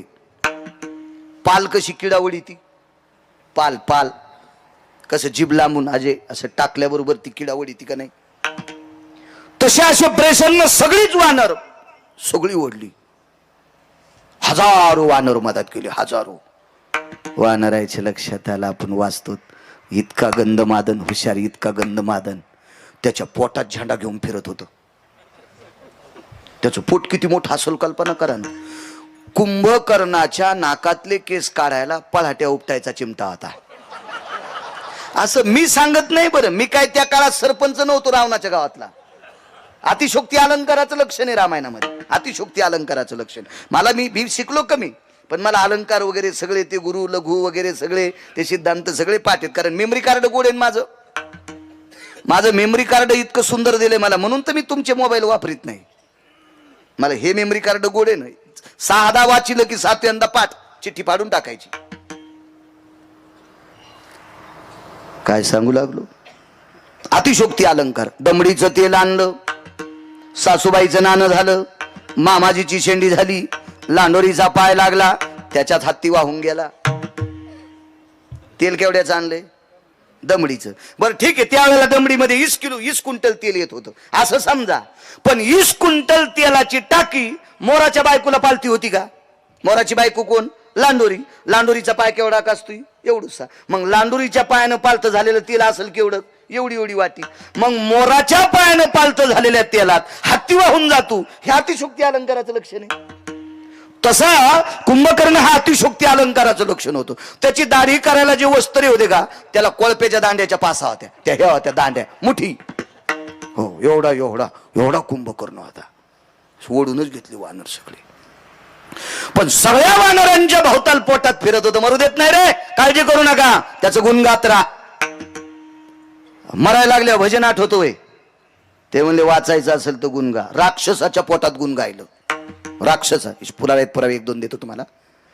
पोटात गुण गायल्याच्या नंतर एक जण म्हणला कौरव गुण गाच रे, म्हणला रस्ता दिसूस तर. इतक्या टोकानं पोटात गुण गायलं आणि प्रकाश पडला तो कानातून. आणि मग गंधमादनानं सांगितलं, हानान उड्या येडपटा होती, होच रस्ता आहे ना. कानाचं भिताड फुटलं कुंभकर्णाच्या आत, त्याला आपण पडदा म्हणतो ना, ते फुटलं त्याचं भिताड यायच्या आवाजानं. आणि प्रकाश बार हाना उड्या, सन सन सन सन उड्या हाणल्या.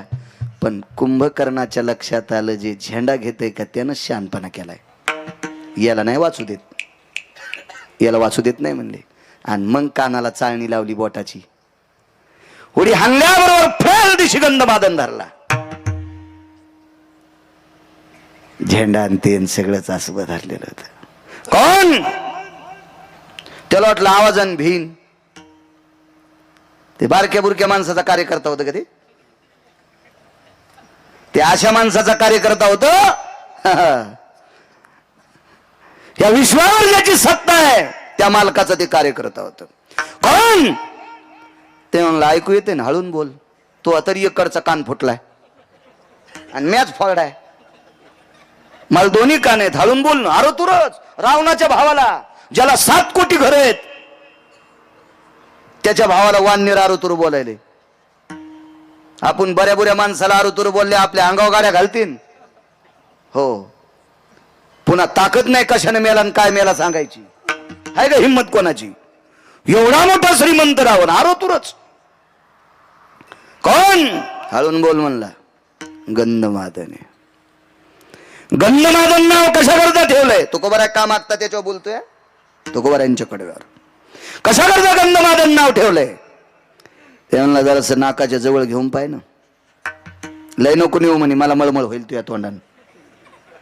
कुंभकर्णानं हाताचा जवळ घेतल्याच्या नंतर गंधमादन, मलया निळू चंदनाचा सुगंध ज्याच्या अंगातून कोसोपर्यंत जात होता, असं ज्याची तनुगंध आहे त्याला गंधमादन म्हणतात. हो, बरीच पैकी वानर आहेत. पुष्पदंत, भयदंत, यतिदंत, साक्षीदंत, कीर्तिदंत, आश्वदंत, प्रियदंत, साक्षीतनय, नदीतनय, भयतनय, भासतनय, हे वानरांची नाव होती. हो, लेकरांची पण चांगली ठोत जा. आमच्या मित्राला पोरगी झाली, मी बारशाला गेलो, नाव काय ठेवलं म्हणले चुटकी. नालायक कुठला चुटकी नाव ठेवतो. आपला असाच कारभार. हो, घ्या आदर्श, मुस्लिम बांधवांचा आदर्श घ्या. अरे त्यांच्या धर्मामध्ये एक तिळा इतकी चूक करत नाहीत, म्हणून त्यांच्या बाबतीत धर्म खाली येत नाही. आपण नुसत्या धर्माच्या बाबतीत उड्या हाणतो आणि गप्पा हाणतो, पार टाळू फोडून गप्पा हाणतो, वागत नाही. साधी नावट होत नाहीत आपण आपल्या संस्कृतीनुसार. काल परवा 2-4 वर्ग शिकलेली ती पोराची आंटी म्हणले, ही आंटी नाव ठेवीन, तिला आकलीचा कांदा आहे का? हळदीची साडी होती तेव्हा सासू सासऱ्याला वाहिलं काढलं आणि तिला नाव ठेवायचा मान द्याला. तिला अक्कल आहे का? नाव ठेवण्याचा अधिकार अधिकाऱ्यांना सांगा जा, तात्विकांना सांगा जा. नाही म्हणे आमची आंटी लयच हुशार आहे, तिला मोबाईल लय पाहता येतो आणि मोबाईलवरच पाहून आंटीनं नाव ठेवलं. ह, ते पोरग असंच, त्याचं नाव ठेवलं शाहू. हो, दवाखान्यातच ठेवलं. आणि शाहूला भेटायला मी गेलो दवाखान्यात. शाहूला भेटायला दवाखान्यात गेल्याच्या नंतर त्याचा वडील आमचे जरा सोबत शिकलो होतो 4थी पर्यंत. ते 4थीला गळालं, मी 7वीला आपटलो, म्हणजे शिकलोच नाही पुढं. ते नाही पुढं गेलं. तर मी म्हणलं अरे बघू दे मुलगा. हो, आत्ताच नाव ठेवलं म्हणे. आमच्या लहाण्याची बायको आलती, म्हणजे त्याची भावजई. हो, सगळे म्हणले ती जरा शिकलेली आहे आणि तिनं नाव ठेवलंय शाहू. म्हणलं वा वा वा, पावदी म्हणलं तू हा शाहू. त्याचा शाहू पाहिल्याच्या नंतर बरा दिसला. कसा होईन रे? मी म्हणलं मला काय सांगता येईल कसा होईन, तर मला सांभाळीन का? मी म्हणलं बघू आता, इतक्या लवकर काय सांगता येईल, मी का देव आहे का? बाहेर आल्यावर एक ढवळ्या कपड्यावाली बाई भेटली. कोण आपण? गिरगावकर. इकडे कुठे? म्हणलं ते आमच्या मित्राला मुलगा झाला. तिनं असं कसनूस तोंड केलं. मी म्हणलं हिला काही संबंध नाही, काय नाही, त्याला पोरग झाल्या हिला. म्हणलं बाई तुम्हाला कसं काय मळमळ झालं? त्याचं बाळांपण केल्यावर तुम्ही अंगठी हरपली, त्याची डिलिव्हरी केल्यावर मग अंगठी हरपली. अर म्हणलं दाश्या पोरग दाखव बरं. त्याचं नाव दाश्या होतं. म्हणलं पोरग दाखव बरं. ते म्हणलं काय झालं? म्हणलं दाखव ना. तर लहान लेकर अशा मुठी वळीत येत. त्याची मी मुठ उकलल्याच्या नंतर सिस्टरनीची अंगठी गवसली. मी म्हणलं दाश्या लहाण्याच्या बायकोनं याचं नाव शाहू ठेवलंय आणि झाल्याच यानं सिस्टरनीची अंगठी चोरली. याला जर तालुक्याचा आमदार केलं तर हे काय काय इकीन रे? हा, याचं नाव शाहू ठेवलंय, तिथं नाव ठेवणारी आण बरं. ते तिथंच होती बाजूला. काय झालं? अरे मी म्हणलं काय काय झालं? नाव तळ्याला आणि काम नदीला, याचं नाव तो शाहू ठेवलंस आणि यानं झाल्या सिस्टरनीची अंगठी चोरली ना द्वारका. तिचं नाव नव्हतं द्वारका, मी आमच्या इथली म्हणायलो विठाला विठाला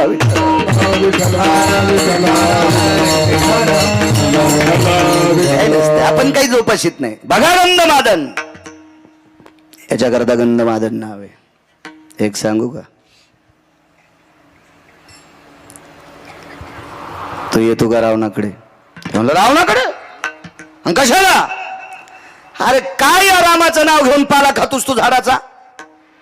माझ्या दादाकडे आल्याच्या नंतर गावरान तुपातलं जेवण. म्हणला नको कडे. ते फार वेगवेगळं बोललं होतं, पण आता सांगत नाही, पुढे सरकतोय, वेळ मोज काय आपल्याकडं. इतकं बोललो घाणेरड्या वाणीत ते वानर, इतकं बोललं की ते ऐकल्याच्या नंतर त्या कुंभकर्णाला वाटत होतं जीव देवा का काय. इतकं खालच्या पातळीत बोललं. त्यानं सांगितलं 3.5 कोटी घरं देतो एकदा रावण मन. सांगतो जाऊ द्या, कुंभकर्ण काय म्हणला त्या वानराला, 3.5 कोटी घर सोन्याचे देतो, फक्त एकदाच रावण म्हण. ते म्हणला, खरं सांगू का, यायम नैसर्गिक स्थित क्रियानाम शंका भयत लघुस्थिते यत साम्य दृष्टीवादायाम यति परभेदान भय व्याप्ती. सांगू का खाली येऊन, मी जर लघुशंका करीत असताना रावण जर पुढे आलो तर त्याच्याकडे तोंड करून लघवी करणं सुद्धा मला पाप वाटतंय. हे 7 कोटी घराच्या मालकाच्या विरोधात बोलले. काय वानर असेल, धाडशी कल्पना करा. आणि मी येतो का म्हणला, नाव घेतो का, मारीन, जीव गेला तरी हरकत नाही, पण म्हणला नाही येणार. दाबलं असं, कर कर कर कर कर कर कर कर कर दाबलं. जितक्या रक्ताच्या चिळकंड्या अंगावर तोंडावर आल्या ना, त्या रक्ताच्या थेंबा थेंबातून राम राम येत होता. काय गुण गात असेल, रक्ताच्या थेंबा थेंबातून विटेवरच्या मालकाचं गुण गात होतं. राग आला कुंभकर्णाला, हरामासाचा कातड्याचा असा चुरगाळा केला आणि फेकून दिला. तो मूर्ख म्हणे, कुठं ऐकायला तयार नाही. गंधमादन मृत्यू पावला त्या दिवशी एकाही वानराने पाला खाल्ला नाही. याला म्हणतात आपल्याचं दुःख, आपल्याचं दुःख. जागच्या जाग्यावर वानर पडलेली आहेत. ती रात्र प्रभू रामचंद्राला सुद्धा दुःखाची होती. आपल्या पक्षातला धर्माची ध्वज घेणारा आज मृत्यू पावलाय. लक्ष्मणजीने वारं घातलेलं आहे. प्रभूला झोप लागली. गुणगाई नावडी सांगतोय, झोप लागली. बरोबर झोप लागल्याच्या नंतर 10-5 मिनिटाला प्रभू जागे व्हायचे. काय झालं प्रभू, काय नाही रे, इथं आवाज येतोय, झोपा पुन्हा. 10-5 मिनिटाला झोपले की पुन्हा प्रभू उठायचे. आवाज येते. कोण भजन करीत होतं माहितीये, गंधमादन नावाचं वानर. मारुतीरायला बोलून घेतलं लक्ष्मणजीनं. हनुमंता, मालक आज झोपत नाहीत. मारुतीराय जवळ आले. रात्रीचे 2 वाजलेले आहेत. प्रणाम केला. प्रभू, रावणाची भीती वाटायली का? नाही, भीती वाटत नाही रावणाची. मग झोप का येत नाही? धसकी कशाची, चिंता कशाची, कशा करता आरबळायले? एक सांगू का हनुमंता, माझ्या जीवनातला रात्रीच्या वेळेला घडलेला प्रसंग जीवनातला हा पहिला आहे. मी झोपी गेल्याच्या नंतर माझ्या हृदयावर राम नावाचा आवाज आदळतोय आणि तो अंतःकरणापासून निघणारा आवाज माझ्या हृदयावर आदळते. कोण असेल? मारुतीराय बुद्धिमतान वरिष्ठम. मारुतीरायने विचार केला आणि सुग्रीवांना यांना त्यांना विचारलं, का रे गंधमादन मृत्यू पावला हे माहीत झालंय, प्रेत सापडलं का? काय सापडल म्हणे हनुमंता, कुंभकर्णाने चुरा केला रे त्याचा, आणि कोणीकडे फेकलं लक्षात नाही. सागराकडे फेकला असेल तर समुद्रात विलीन झाला असेल. मारुतीरायने सांगितलं, गप्पा हाणू नका, प्रेत सापडलं पाहिजे. हे सगळी 6 माणसं जागेत. एकटे मारुतीराय फिरतात. मारुतीराय दळाच्या बाजूला फिरत असताना थोडे बाजूला गेले. त्याच बाजूला त्याच्या हाडामासाचा त्वचेचा गोळा पडला होता. मारुतीराय चालत असताना साजूक चांदण्याचा प्रकाश होता आणि त्या प्रकाशात मारुतीरायच्या पायावर तो गोळा आदळला. वाकून पाहिलं तर हाडामासाचा गोळा होता. हाडामासाचा एवढा एवढा गोळा होता. हुंजळीत घेतला. कोण? मी गंधमादन आहे. हृदयाशी लावला. बाळा, कुंभकर्णाने तुझ्या शरीराचा चुरा केला रे, तरी तुझ्या त्वचेतून, तुझ्या अस्थितून, तुझ्या मांसाच्या तुकड्यातून राम नावाचा ध्वनी तू गुणगातोस. जी पवन सुता, एकदा त्याचे पाय दाखव. हाडा मासाचा गोळा घेऊन शिबिरात आली रावटीत. विटेवरच्या मालकाला दाखिलं, मालक तुमची झोप हे मोडीत होतं, हे मोडीत होतं झोप. लक्ष्मणाने विचार केला, हाडा मासाचा गोळा आहे. ह्या मोठ्या रोडून एखादी मांजर यावा, बारीकस कुत्र यावा, बारीकस डुक्कर यावा, बारीकसा रानटी पशु यावा आणि त्याच्या अंगावून एखादा असं टायर जावा, कसलं दिसतंय ते भाग. तसं गंधमादनाचं असं शरीर, असं एवढा एवढा गोळा होता तो, छिन्न बिछिन्न झालेला गोळा. लक्ष्मणजीला वाटलं हनुमंताला कळत नाही देवाच्या हातात काय द्यावं. प्रभू, मारुतीरायने सांगितलं, लहाने मालक शांत बसा. आणि प्रभू रामचंद्राच्या वंजळीत तो गोळा दिलाय. देवा, हे तुमची झोप मोडते.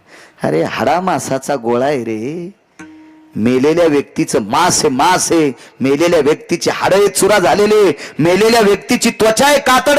हे काय माझी झोप मोडील? प्रभू थोडासा हात कानाजवळ नेता का? आणि प्रभू रामचंद्राने तो हात कानाजवळ नेल्याच्या नंतर त्या हाडा मासाच्या पुंजातून श्रीराम जय राम जय जय राम हा आवाज येत होता. कोण आहे? हे गंधमादन नावाच्या वानराचं शरीर आहे. हृदयाशी धरलं. ब्राह्मी मुहूर्त सुरू झालं. पहाटेचं 3:43 झाले. ब्राह्मी मुहूर्ताला सुरुवात झाली. जगाच्या मालकानं हृदयाला चिटकलेला पिंड पुढं केला आणि पूर्वेकडे बघून डोळ्यातल्या पाण्यानं तो पिंड धुतला. डोळ्यातल्या पाण्यानं अभिषेक केला. विभीषण बाजूला होता आणि विभीषणाला सांगितलं, विभीषणा, रावण मारल्याच्या नंतर तुला लंकेचा राजा करणारे हे मी तुला देऊन टाकले. मला सुतळीचा तोडा नकोय, पण आज एक भीक मागतोय.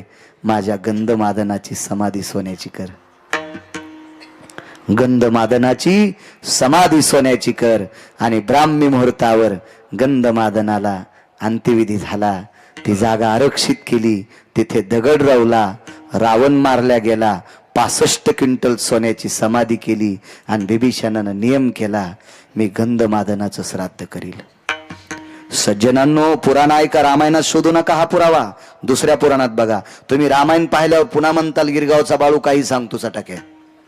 त्याच्यामुळे आताच सांगायलो, नंतर काड्या करण्यापेक्षा आताच तुम्हाला पुरावा सांगतो. हा रामायणात सापडायचा नाही. एका पुराणाचा दिलासा आहे. 1 वर्ष गंधमादनाचं श्राद्ध न केल्यामुळं लंकेत आवर्षण पडलं होतं. थेंबभर पाऊस पडला नाही 12 महिन्यात, थेंबभर. आणि मग मालकाला संदेश दिला, पाऊस का पडतोय?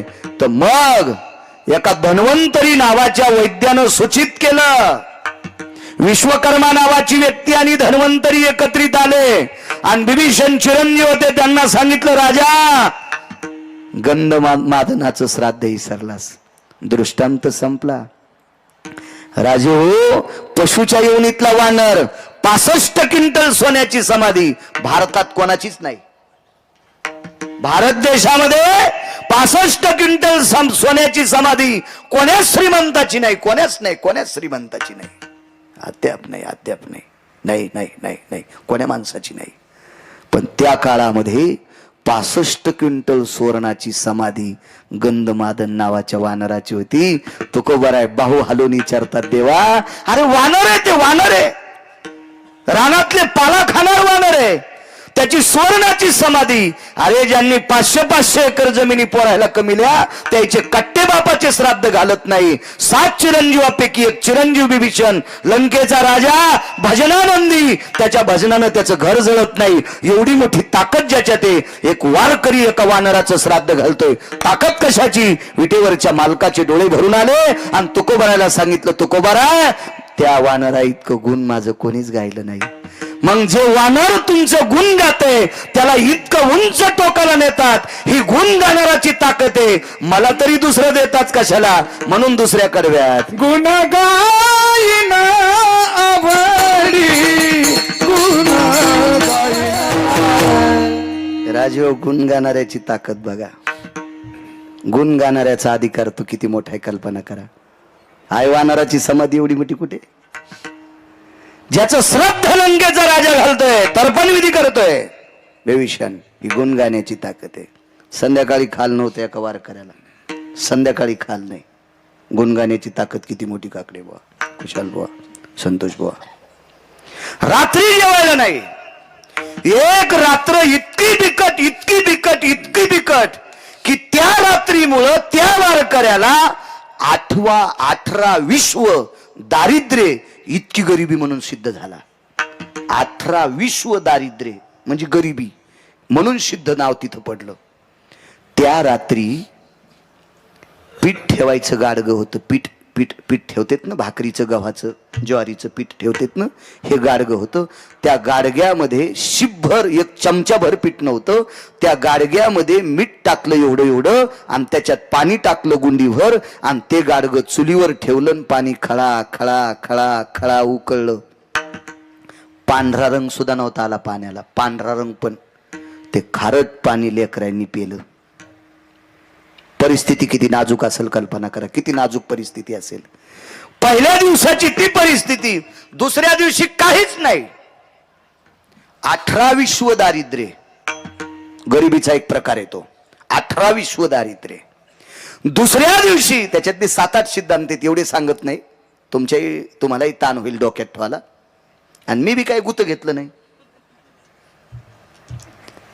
दुसरा मुद्दा सांगतो. दुसऱ्या दिवशी एक मिठाचा खडा घेतला, पाण्यात बुडीला, झोपलेल्या लेकराच्या ओठावून फिरीला.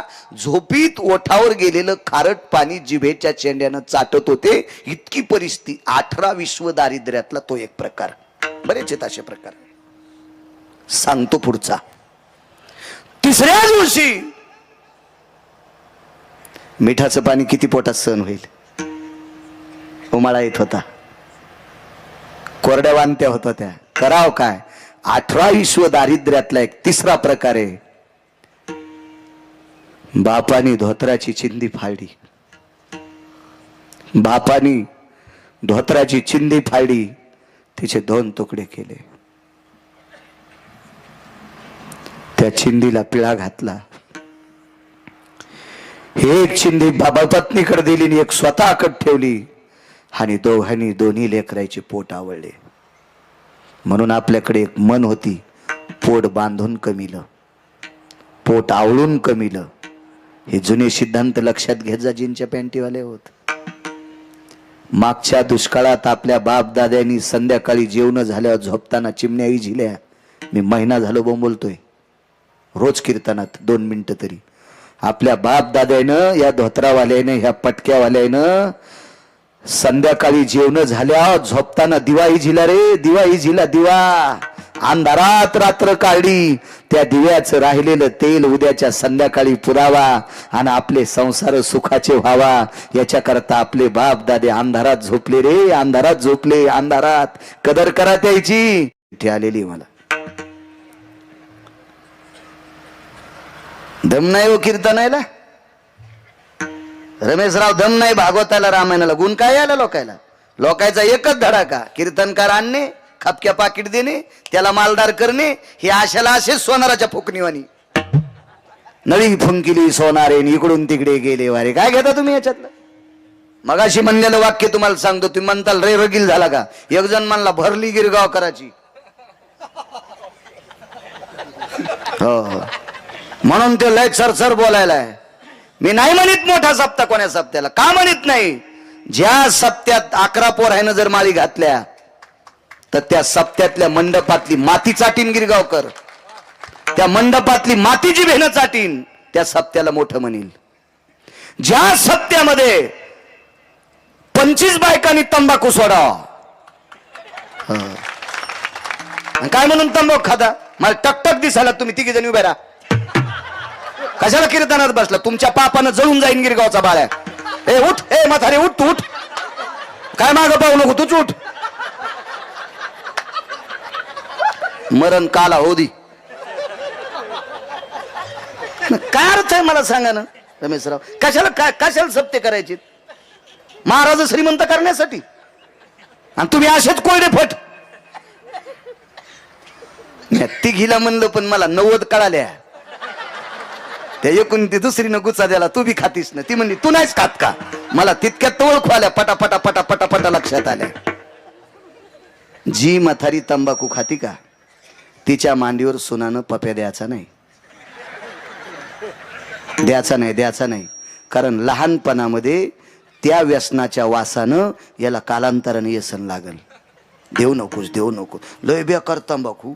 90,000ला मसड आणली मी. 90,000ला. मी ओरिजिनल शेतकरी माणूस आहे. मला दुधाची मसड, दुधाची गाय, चांगला बैल कळू. तुम्ही चांदणीचा बैल घेत नाही, साळी कुटणारा घेत नाही, फिरून कापसाच्या मुंडक्यावर पावलं टाकू. तुम्ही येडपडे का कसली बी करायला शेती. नंबर 1 जोड घेत असतो पद्धतशीर उभा. मसड घेतली मी 90,000ची, आणि त्या म्हशीचं शेण आणायला आमच्या गावातली म्हातारी गेली. ती रातच्या झोपताना तंबाखू इथं टाकीत होती, आणि ती तसाच तंबाखूचा गोळा घेऊन कोठ्यात गेली. आमच्या म्हशीनं पुन्हा नाही दूध दिलं. मी 19 डॉक्टर आणले. मी म्हणलं मसड पाना कस काय चोरायली. म्हणले तुमच्या गावात एखादी बाई एका रातच्या तंबाखू खाऊन झोपती. मी म्हणलं शेजारीच राहती. मग तिच्या वासानच म्हशीनं पाना चोरलाय. मग मसड जर रातच्या तंबाखू खाणाऱ्याच्या थोत्राचा वास घेतल्यावर पाना चोरीत असेल तर लहान लेकराला किती त्रास होत असेल. अंतिके मंजुळे जरा वाटू देईन तुला काही करणं तंबाखू बंद. आणि तंबाखून जर तो पोट भरत असेल तर पोतच देतो तुला.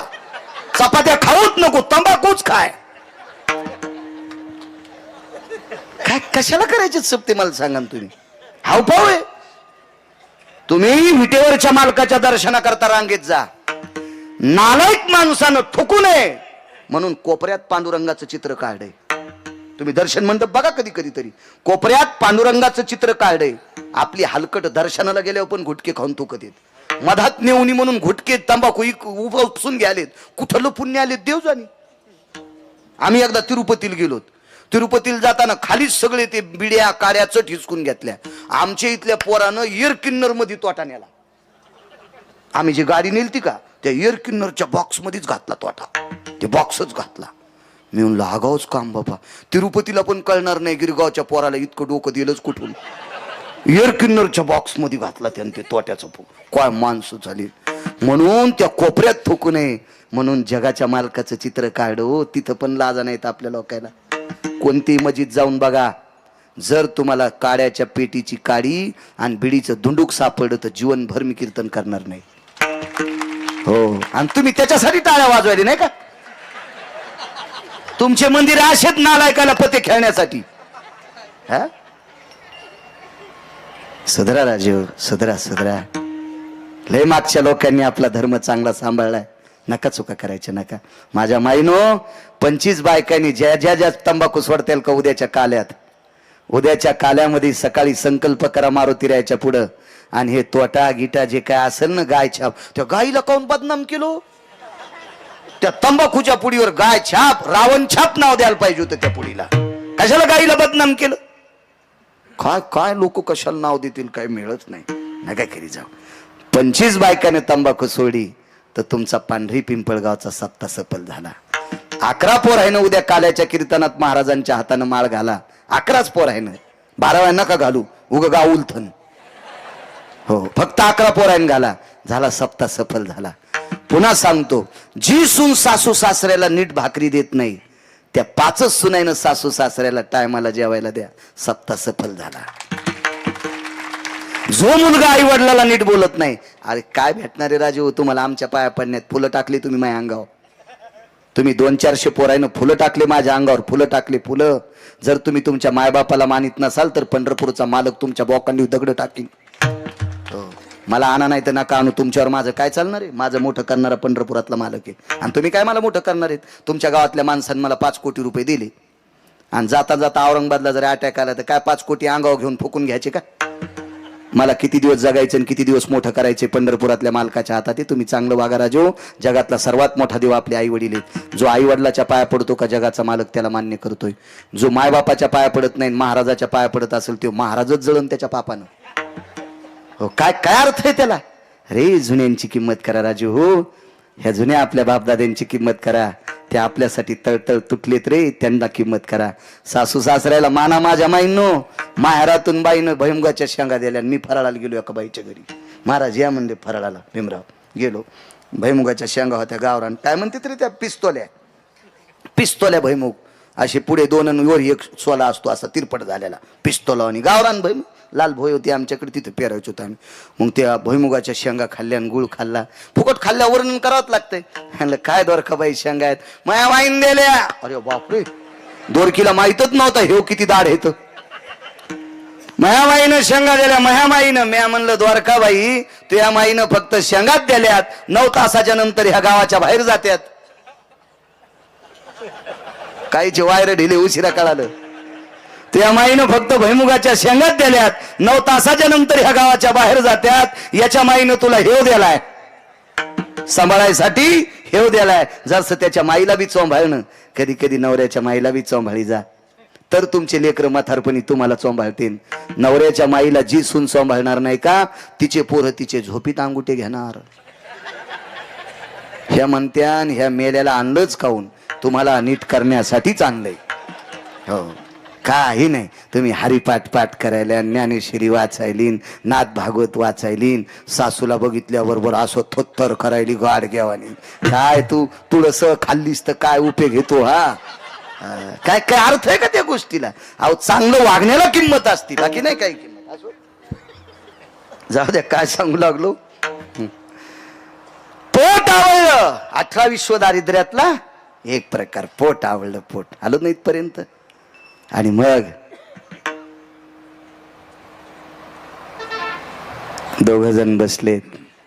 बाईनं सांगितलं, मालक कसं व्हायचं, काय करू नकोस. बालपणातला माझा मित्र, त्या मित्राचं नाव जगदानंद कंद जगतपती द्वारकाधीश कृष्ण परमात्मा. तू काळजी करू नको, त्याचं गुण गात राह. त्याच्या गुण गाण्याची ताकद आहे का? पंढरपुरातल्या मालकाचं गुण गायलं. 3च कारण ऐकले तुम्ही. पिठाच्या गाडग्यात पाणी टाकून उकळून आंबील पेली 1, मिठाच्या खड्याचं पाणी चाटलं 2, पुन्हा खाण्यासाठी काहीच नाही म्हणून धोत्राच्या दशीनं पोट आवडलं 3. पुन्हा राहिलेल्या 4 गोष्टी पुन्हा कधी बघू दुसऱ्या कीर्तनात. इतक्या परिस्थितीत संसार करणारा व्यक्ती पंढरपुरातल्या मालकाचं गुण गायलं. गुण गुण आणि गुण गात त्याच्या भेटी करता गेला. काय? पोह्याचा चुरा घेऊन, पोह्याचा चुरा घेऊन, पोह्याचा चुरा घेऊन. आमचे एक मित्र भागवतकार आहेत, ते म्हणले आता ऐका बरं का. आणि काय सुदामदेव पोहे घेऊन गेले बरं का, आणि काय त्या पोह्याला चव होती बरं का. आणि देवाच्या बायकोला तसे चविष्ट पोहे करताच येत नव्हते बरं का. आणि काय त्या पोह्यामध्ये चव होती, त्या चवीला पंढरपुरातला मालक बोलला बरं का. आणि मग सुदाम देवाला सोन्याचं गाव दिलं. माणसं मर्तेंद्र सुंबळ्या वाचून सांगत आहे भागवत.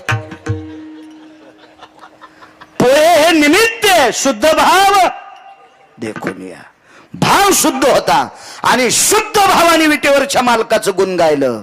गाव सोन्याचं केलं. अर्बूज क्विंटल सोनं उरलं. किती टनाचा एक अर्बूज सांगता येईल का? एखादा सीए ची परीक्षा देणार आहे का इथं? चार्टेड अकाउंटंट किती टन टाकल्या एक अर्बूज?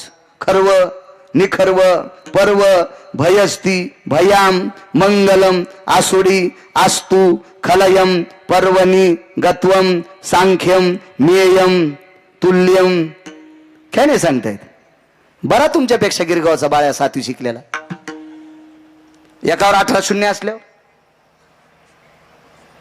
पिवळे कपडे सगळे, बाकी कोणी कॉपी करायची नाही. एकावर 18 शून्य दिल्यावर त्याला काय म्हणतात? अरे राजे हो, त्याला शंखू म्हणतात. विठाला विठाला विठाला विठाला विठाला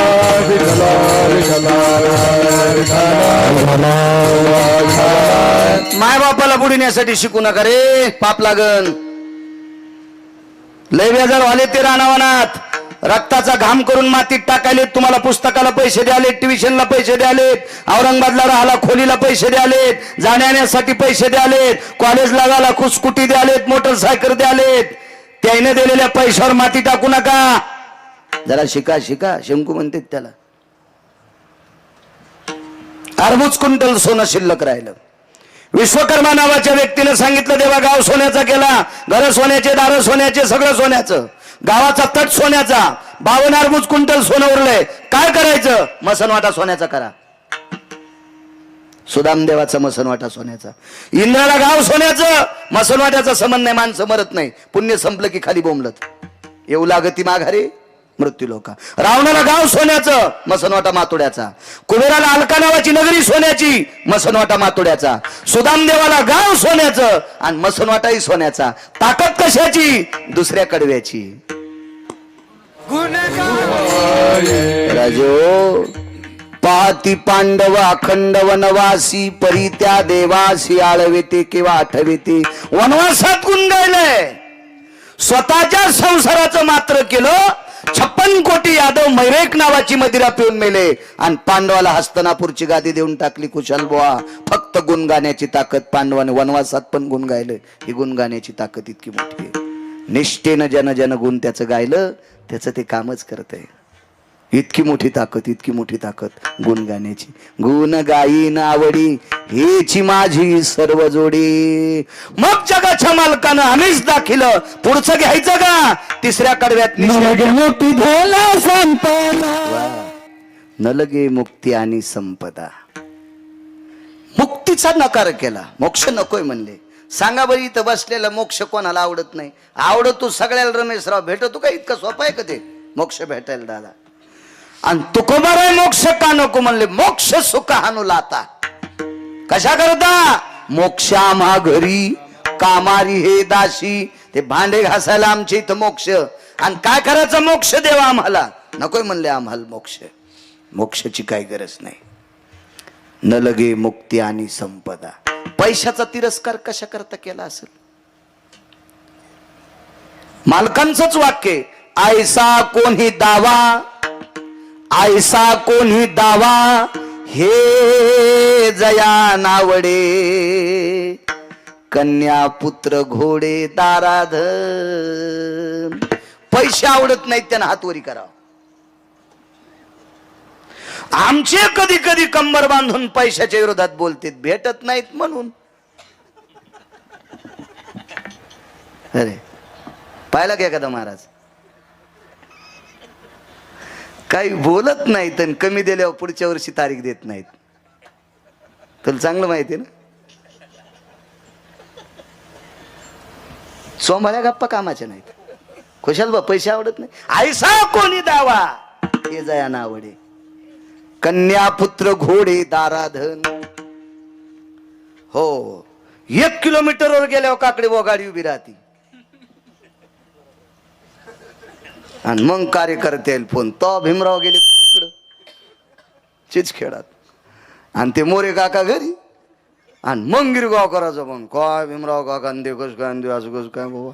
आणि तो आता लय कीर्तनात वैराग्य पिळू पिळू सांगितलंच. चुकीच्या गोष्टी आहेत हे आम्ही नाही गप्पा हाणायच्या.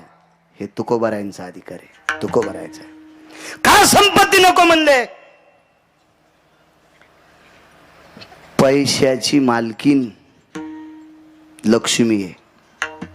टकले अण्णा हे सुजे. पैशाची मालकीन कोण रे? अजय. लक्ष्मी.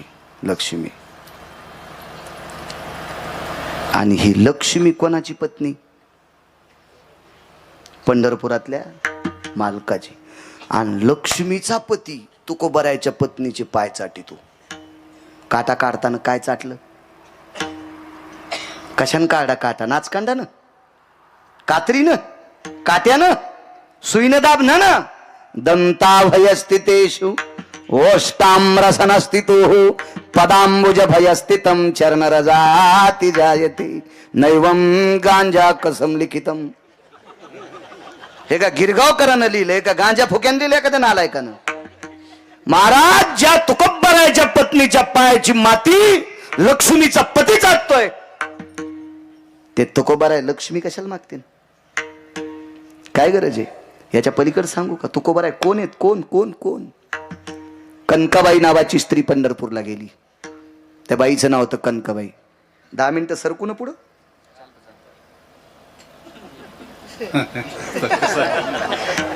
चालतंय म्हणते ते. कनकाबाई नावाच्या स्त्री पंढरपूरला गेल्या आणि मालकाचं दर्शन घेतल्याबरोबर विटेवरच्या मालकाच्या मुखारिंदूतून आवाज आला, कनकाई.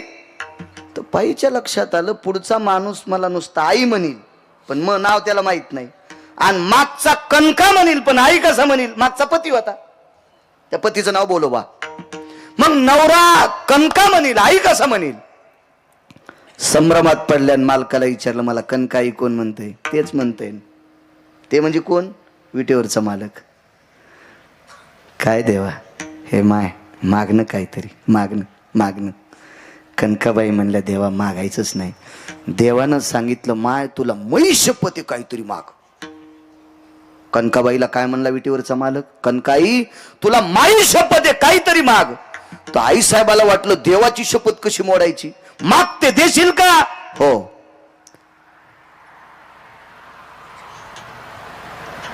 पण देवा एक काम कर, मी मागते पण एकच मागते, आता तू माग. देव म्हणलं, असं कसं मागणं? तुम्हाला माझी शपथ घातली ना, तुझी शपथ घातली म्हणूनच मागते, तू मला माग. तू मला तुझी शपथ घातली म्हणूनच मागते, तुला काय पाहिजे ते मला माग. आता याच्या इथं काय कमी होतं मागायला? पण देवा आता तुझ्याच मागण्यात शपथ मोडायली, पटकन काय मागायचं तर माग. तर विटेवरच्या मालकानं पितांबराची वटी केली आणि कनकाबाईला सांगितलं 9 महिने तुझ्या पोटात जागा दे. म्हणे रामेश्वर भट्ट दिजा. आणि तुका विष्णू 9 महिने पोटात विटेवरच्या मालकानं कनकाबाईच्या जागा मागितली. तुकोबर आहे प्रत्यक्ष विष्णू. रामेश्वर शास्त्रींचं वाक्य. हे लोक ठराविक. भानुदासाची कुळी महाविष्णूचा अवतार. महाविष्णूचा अवतार सखा माझा ज्ञानेश्वर. म्हणे रामेश्वर भट्ट दिजान तुका विष्णू. महाराज तुकोबर आहे म्हणले, देवा ज्या बाईनं तुला भीक मागायला लावलं त्या बाईचा मी मुलगा आहे. मी तुला कशाला पैसे मागू? मी कशाला तुला पैसे मागू? न लगे मुक्ती आणि संपदा पाहिजे काय? संत संग दे सदा. कशा करता संताची? संतांच्या संगतीत किती फायदा होतो हे लय लांबचं टोक आहे. अलीकडे ऐक. संतांच्या जवळ गेल्याच्या नंतर त्यांच्या पायाला चिटकलेली माती जर अंगावर पडली तर त्या मातीच्या कणात इतकी ताकद आहे, वासनेचे बीज जळून जाय. आणि वासना इतकी इतकी इतकी वाईट आहे. पहा त्या रावणा काय झाले वासनेमुळं. इंद्रा पडले भगचंद्र झाला काळा, नारद चुकला चाला भजनाचा. इतकी वासना विचित्र, इतकी वासना विचित्र. महाराज ब्रह्मदेवाला सुद्धा मृत्यू लोकात अपूज्यता आली. पुष्कर जर सोडून दिलं तर जगात कुठं मंदिर नाही वासनेमुळं. इतका विचित्र काम. पाराशर नावाच्या साधून दुपारची रात्र केली, पाण्यातली नाव आकाशात नेली. एवढी मोठी ताकद, एवढी मोठी ताकद पाराशराची. पण पाहत्या वासनेनं काय केले? इतकी बेकार वासना. संतांच्या पायाला चिटकलेल्या मातीनं वासना जळून जाती. मग संतांच्या पायाच्या रजकणात इतकी ताकद आहे तर संतात किती ताकद असेल? संत संग दे सदा. ही मागणी माझ्या श्रीमंत श्री जगद्गुरु तुकोबरायांची आहे. राजे हो, मोठ्या श्रद्धेने चालत असलेला सप्ताह. 2 चिठ्ठ्या आहेत माझ्याकडं, 5-5 मिनिटावर त्याच्यातलं ऐका. महाराज गुण गायलं माझ्या चोखोबरायांनी देवाचं. त्या गुण गाण्याची ताकद इतकी होती, स्वर्गामध्ये 5 प्रकारचं अमृत खराब झालं इंद्राच्या चुकीनं. 222 पद एकाच मंत्र्याला होते.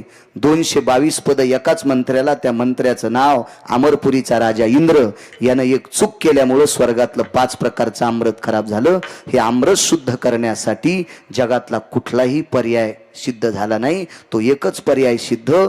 जम्बूद्वीपामध्ये पंढरपूर नावाचं गाव. या पंढरपूर नावाच्या गावामध्ये बाजूला मंगळवेढा नावाचं गाव. आणि त्या मंगळवेढ्यामध्ये चोखोबराय नावाचे संत होते. या संतांनी रामकृष्ण नामाचं गुण गायल्याच्या नंतर स्वर्गातला अमृत शुद्ध व्हावा. ही ज्यांच्या गुण गाण्यातली ताकद आहे ते चोखोबराय. त्या चोखोबरायांचं मंदिर मेहुणा राजाला आता व्हायलंय. शासनानं बऱ्यापैकी निधी दिला, पण तिथलं प्रशासन थोडंसं मदत करत नाही. खालचं प्रशासन ते मंदिर करण्यासाठी गुरुवर्य नामनिष्ठ सद्गुरू पाचपोर महाराज असीम प्रयत्न करतात. महाराष्ट्राच्या मातीमध्ये 2503 गोशाळेला 2503 गोशाळेला ज्या महात्म्याने कीर्तनाचा आणि रामायणाचा निधी त्या गोशाळेपर्यंत पोहोचतो, अशा महाराष्ट्राच्या मातीतला वारकरी आदरणीय सद्गुरू पाचपोर महाराज. आतापर्यंत 450 मंदिराचा जीर्णोद्धार 450 मंदिराचा जीर्णोद्धार ज्या साधूच्या हाताने होतोय, त्या साधूनं वारसा घेतला, वसा घेतला. आदरणीय पाचपोर बाबांनी चोखोबरायचं मंदिर करायचं. सध्या आता भंडाऱ्या डोंगरावर 125 कोटी रुपयाचं मंदिर व्हायलंय. 125 कोटी रुपयाचं मंदिर तुकोबरायचं व्हायलंय. तुकोबरायचं पंकजजी महाराज त्याचे फार मोठे फार श्रम घ्यायलेत. पंकज महाराज म्हणून आहेत, फार श्रम घ्यायलेत. कधी कधी देहूला जर गेले तर आपल्या खिशाला हात लावून आपल्या खिशातले 4-2 रुपये भंडाऱ्यावरी डोंगरावर जे मंदिर व्हायलंय का, त्या मंदिरामध्ये 8 आणे 4 आण्याची पावती फाडा. वरी गेल्यावर सांगता येईल आपल्या पूर्वजांना की आम्ही तुकोबरायचा भंडाऱ्या डोंगरावरचा कळस पाहून आलोत. ते मंदिर 125 कोटी रुपयाचं, तसं 250-300 कोटी रुपयाचं मंदिर होईल तिथं. इतकी मोठी व्याप्ती आहे. ते पंकज महाराज फार बेजार व्हायलेत, फार बेजार. त्या महात्म्याला प्रणाम. आणि इकडं मेहुणा राजा नावाचं गाव आहे विदर्भामध्ये. त्या मेहुणा राजा नावाच्या गावामध्ये चोखोबारायचं मंदिर फार मोठं करण्याचा मानस पाचपूर बाबांचा आहे. ते मंदिर व्हावं याच्यासाठी सुद्धा निष्ठावंत वारकऱ्यांचे आशीर्वाद सहकार्य असावा असो. आणि या सद्गुरू पाचपोर महाराजांचं आपलं सद्गुरू चोखोबारायांच्या मूर्ती प्राण प्रतिष्ठा ठिकाण कुठे? इसरूळ नावाचं गाव. इथे एक चोखोबारायचं मंदिर केलं आणि तिथे मूर्तीची प्राण प्रतिष्ठा. त्या कार्यक्रमाचा अवधी 5 ते 13 पर्यंत सप्ताह आहे. या सप्त्याचं आयोजन केलं आदरणीय महाराष्ट्राच्या मातीमध्ये कमी वयामध्ये एका तारुण्याच्या स्थित आशेवर गोड ज्यांचं वाणीवर प्रभुत्व आहे, ज्यांचा आवाजाचा असा सुरेल कोकिळकंठी आवाज आहे, असे आदरणीय हरिभक्तीपरायण पुरुषोत्तमजी महाराज पाटील त्यांनी या सप्ताहाचं आयोजन केलं. आणि तिथे चोखोबारायच्या मूर्तीची प्राणप्रतिष्ठा आहे.